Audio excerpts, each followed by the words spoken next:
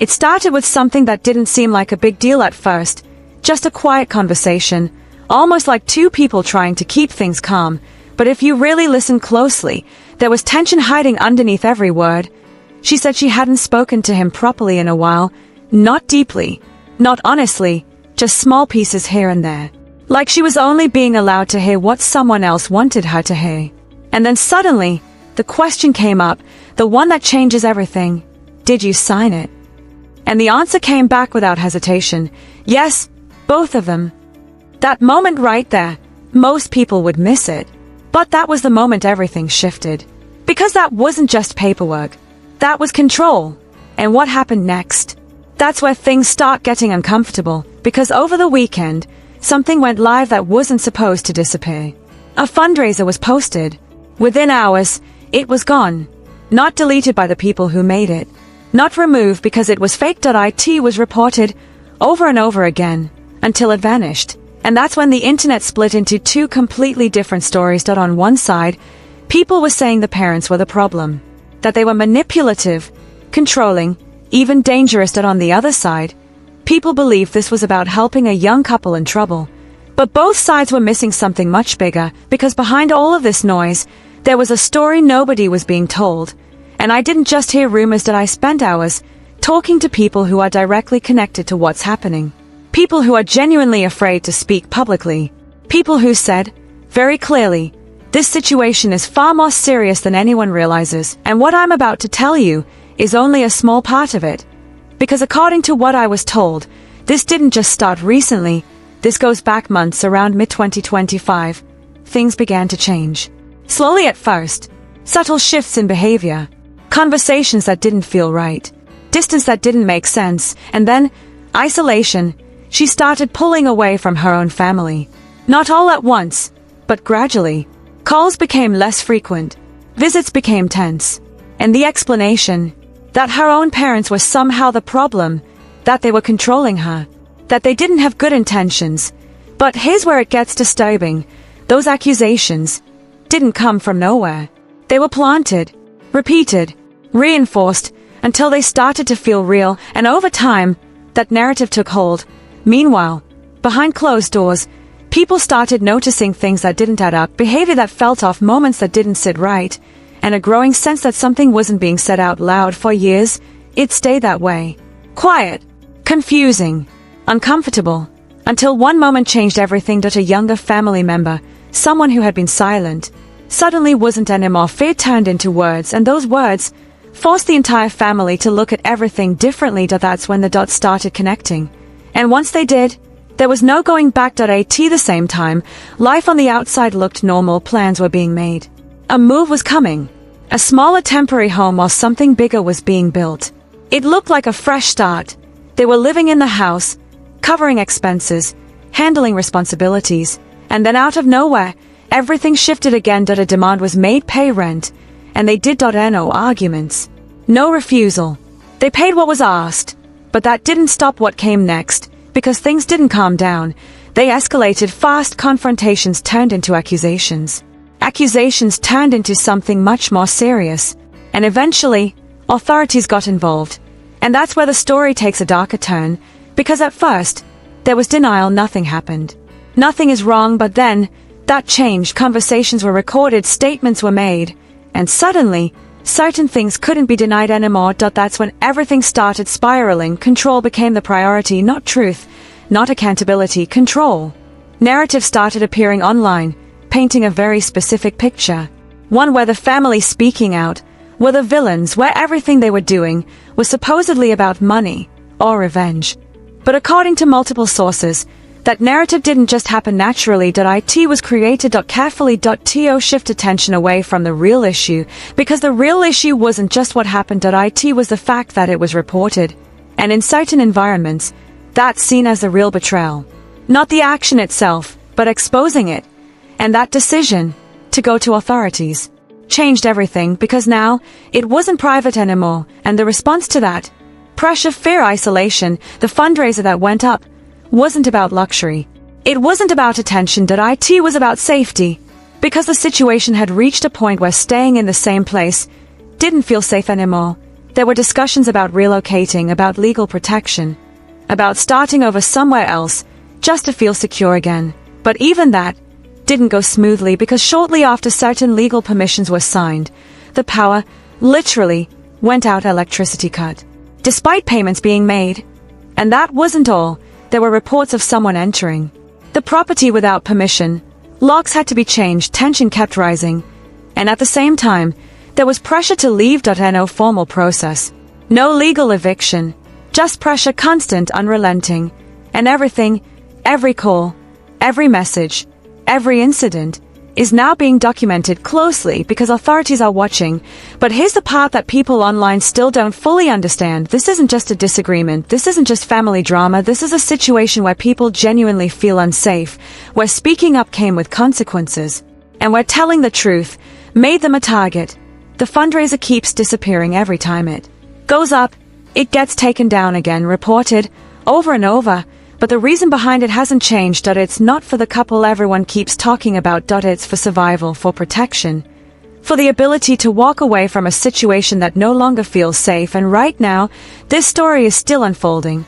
There are still questions about what happens next, especially when it comes to the children, and where they will end up in all of this. Because if what's already come out is this serious, then what hasn't been revealed yet might be even worse. And that's the part that should make everyone pause. Because sometimes, the loudest story online isn't the real one. It didn't start with shouting. It didn't start with chaos. It started quietly. So quietly that most people wouldn't even notice something was wrong. A simple conversation, a calm tone, but underneath it, there was something off. Something controlled. Like every word was being measured. Like someone was holding back. She admitted she hadn't really had a proper conversation with him in a long time. Not a real one. Just fragments, small pieces, like she was only hearing what she was allowed to hear. And then suddenly, that question dropped. Did you sign it? No hesitation. Yes, I signed everything he gave me. That was it. No emotion. No pause. Just compliance. And if you didn't know what that meant, you'd miss it completely. But that moment, that was the beginning of everything falling apart. Because this wasn't just about documents. This wasn't just paperwork. This was about control being handed over. And what happened next? No one saw coming. Over the weekend, something went live. A fundraiser. It was supposed to help. It was supposed to explain. It was supposed to give people a way to support what was happening behind the scenes, but it didn't last. Within hours, it disappeared, gone. Not because a family removed it. Not because it broke any rules. It was reported again, and again, and again, until it was forced offline. And that's when everything split. Two sides. Two completely different stories. One side believed the parents were manipulating everything, controlling the situation, creating drama for attention or money. The other side believed something serious was happening, something that needed support, something that wasn't being fully explained yet. But hear the truth, both sides were missing what was really going on, because behind the scenes, this situation was already much bigger than anyone online realized. And I didn't just scroll comments to figure this out. I spent hours talking to people who are directly connected to this, people who are scared, people who refuse to go public, not because they don't care, but because they're afraid of what could happen if they speak too openly. And every single one of them said the same thing in different ways. This is only a small part of the story. Think about that for a second. What you've seen so far, that's not even the full picture, not even close, because according to what I was told, this didn't just suddenly happen. This has been building for months.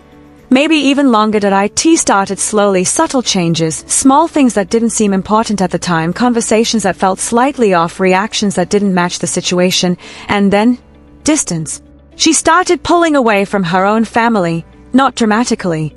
Not all at once, just enough that it felt different. Calls became shorter, visits became uncomfortable, and the explanation she gave, that her own parents were the problem, that they were controlling, that they didn't have her best interests at heart. But here's where things start to feel unsettling. Those ideas didn't come from her originally. They were repeated to her over time, again and again, until they started to feel real, until they became her truth. And once that happened, the distance grew even more. Meanwhile, the people around them started noticing things, little things at first, moments that felt strange, energy that didn't feel right, and a growing sense that something deeper was being hidden. but no one had proof. Not yet.so for a long time. It stayed quiet, confusing, unspoken, like everyone felt it, but no one could fully explain it until something changed, and when it did, there was no going back. For a long time, everything stayed quiet. Not because nothing was happening, but because no one fully understood what they were feeling. It was like something was wrong, but no one could prove it. Until one moment changed everything. It didn't come from a loud argument. It didn't come from a public scene. It came from someone who had been silent for far too long. A younger voice, a voice that had been holding fear inside, finally spoke. And when those words came out, everything shifted, suddenly. All those small, uncomfortable moments from the past didn't feel random anymore. They started connecting. Every strange interaction, every uneasy feeling, every moment that didn't make sense. It all began to form a bigger picture, and that picture, it was something no one was prepared to face, because once you see it, you can't unsee it. At the same time, life on the outside kept moving like everything was normal. Plans were being made. A move was coming. A temporary place, smaller, simpler, just until something more permanent could be built. It looked like a fresh start, like everything was under control. They were living in the house, taking care of expenses, managing everything that needed to be managed, trying to keep stability, trying to keep peace. And then suddenly, another shift. Out of nowhere, a demand was made. Pay rent. No warning. No build-up, just a demand. And without creating conflict, they agreed. They paid because at that point, keeping things calm felt more important than questioning anything, but that didn't fix anything. If anything, it made things worse. Because the tension didn't go away. It grew, slowly at first. Then all at once conversations became confrontations, confusion turned into accusations. And those accusations, they weren't small anymore, they were serious enough that silence was no longer an option, and that's when everything crossed a line. Authorities got involved. And once that happened, there was no turning back, because now, it wasn't just private anymore. At first, there was denial, strong denial. Nothing happened, everything is being twisted, everything is being exaggerated. But then, that started to crack, because conversations existed, conversations that were recorded, words that couldn't be taken back, and slowly, pieces of the truth started slipping through. Not all at once, but enough to change everything. And from that moment on, the situation didn't just escalate, it spiraled fast. Control became the focus, not clarity, not honesty, control, because when things start coming out, the first instinct isn't always to face it, sometimes it's to control how the story is told. And that's exactly what started happening. Narratives began appearing, stories started spreading, and suddenly, the people who were speaking up were being painted as a problem. As if they were doing this for attention, for money, for revenge. But according to what I was told, that version of the story didn't just happen naturally. It was pushed, repeated, built, piece by piece, until people started believing it, because if you can control the narrative, you can control how people react.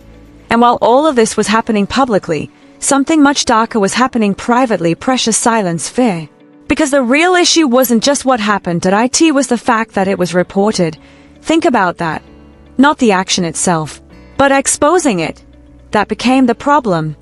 And in certain environments, that changes everything. Because going to authorities, that's seen as betrayal. As breaking trust. As crossing a line you're not supposed to cross. But this time, they didn't stay quiet, they made the decision to speak. And that decision came with consequences, immediate ones. The atmosphere changed, the pressure increased, and the feeling of being watched, of being targeted, started becoming real. Because once a situation like this leaves private space, it becomes unpredictable. And that's exactly where things started getting dangerous.